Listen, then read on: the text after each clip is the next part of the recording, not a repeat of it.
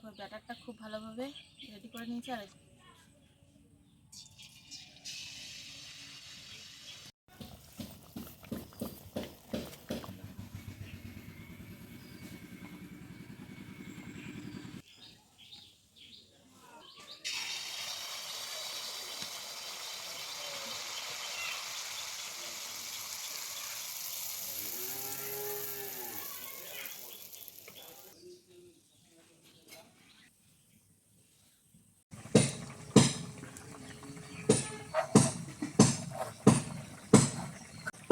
নমস্কার বন্ধুরা, RP village স্টোরির পক্ষ থেকে সকলকে জানাই অনেক স্বাগত। আজকে চলে এসেছি প্রতিদিনের মতো আরও একটি দুর্দান্ত রেসিপি নিয়ে। আজকে এই দেখো সব কিছু রেডি করে নিয়েছি। এই দেখো এইগুলো দিয়ে করব আজকে মালপোয়া। কিন্তু তোমরা কিন্তু পুরো ভিডিওটা দেখবে। আজকে মালপোয়া করার জন্য দেখো নিয়েছি, এখানে নিয়েছি চিনি, এটা হচ্ছে ময়দা, এটা হচ্ছে সুজি, আর এখানে নিয়েছি চালের গুঁড়ো, আর অল্প একটু নুনও নিয়েছি। তাহলে চলো প্রথমে মালপোয়ার জন্য এই সব কিছু মেখে নিই। প্রথমে দিয়ে দিচ্ছি ময়দা, তারপর দিচ্ছি চালের গুঁড়ি, দিয়ে দিচ্ছি বেশ খানিকটা সুজি,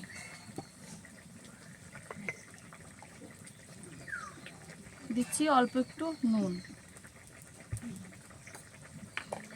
আর সব শেষে দিয়ে দিচ্ছি পরিমাণ মতো চিনি। এবার এই সব কিছুকে খুব ভালোভাবে আমি মেখে নেব। আমি এখানে জল দিয়ে মাখছি, তোমরা চাইলে দুধ দিয়েও মাখতে পারবে।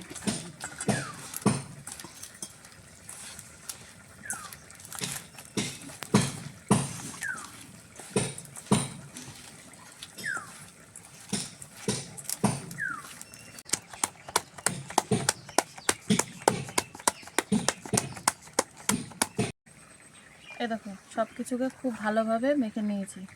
এবার এটাকে 10-15 মিনিটের জন্য এইভাবেই ঢাকা দিয়ে রেখে দেব। প্রায় 10-15 মিনিট ওটাকে মেখে রেখেছিলাম। এবার দেখি এটা চিনিটা গলেছে কিনা। চিনিটা প্রায় গলে গেছে, ভাজার মতো হয়ে গেছে। এবার আরেকটু জল লাগবে, একটুখানি জল মিশিয়ে নিই।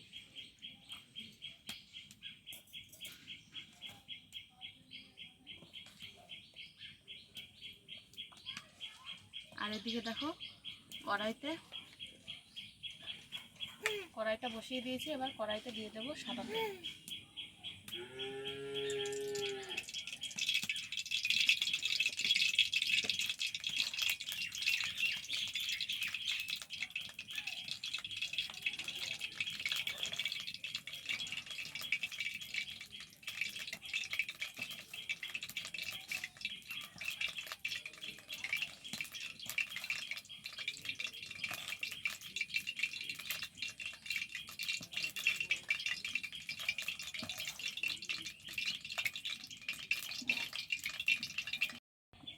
দেখো ব্যাটারটা খুব ভালোভাবে রেডি করে নিয়েছি। আর এদিকে দেখো তেলটাও গরম হয়ে গেছে।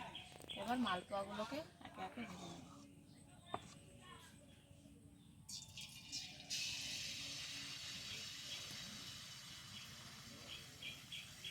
মালপোয়া ভাজার সময় কিন্তু উনুনের আঁচটা একদম বেশিও দেওয়া যাবে না, আবার একদম কমও রাখা যাবে না, মিডিয়াম আঁচে ভাজতে হবে। এটা দেখবে একা একাই এটা ওপর দিকে উঠে আসবে। এই দেখো কত সুন্দর ফুলে যাচ্ছে। দেখো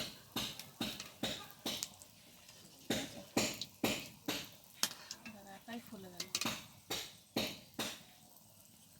এই দেখো এক পিঠ খুব ভালোভাবে ভাজা হয়ে গেছে। এবার এটাকে উল্টিয়ে দেবো।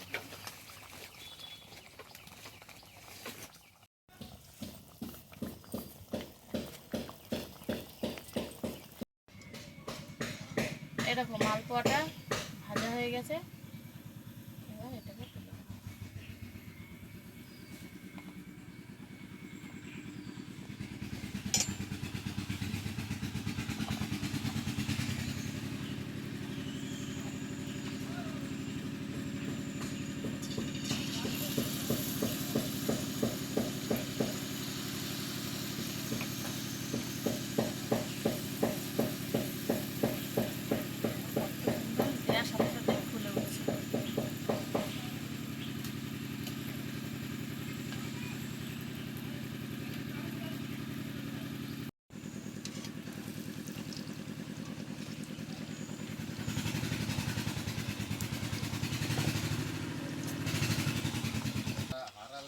দেখো এই মালপোয়াটাও ভাজা হয়ে গেল।